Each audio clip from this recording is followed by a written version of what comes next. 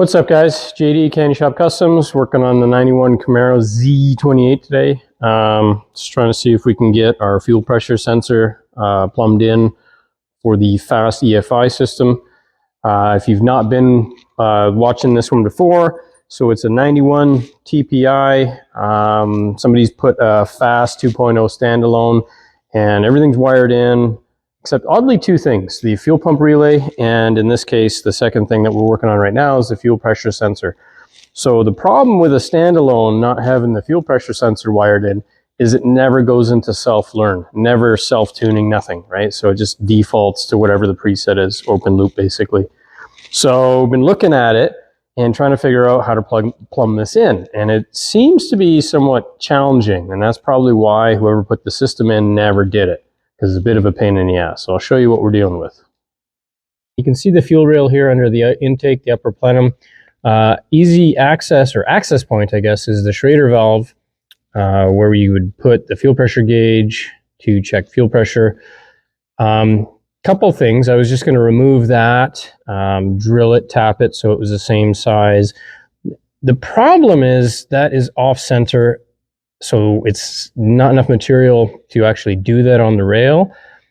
So yeah, no bueno there. Can't come up with a range of fittings and adapters to make that work. And the map sensor kind of sits right in here like this, so it's a pretty busy area. So no bueno there. On the driver's side here is our fuel line. So this one here is our feed, the one below is our return. So over here, it is a M16, but it's an O-ring seal. So the flex hose to this portion here, I can get an adapter that threads in, but the other side is not an O-ring seal. So then it doesn't seal to the actual pipe. And there's an arrangement of different fittings in that you can cobble together, but I don't want like 5 different pieces in here. I want it to be nice and clean and tidy like it is supposed to be. I'll just pull this apart so you can see what we're dealing with in here.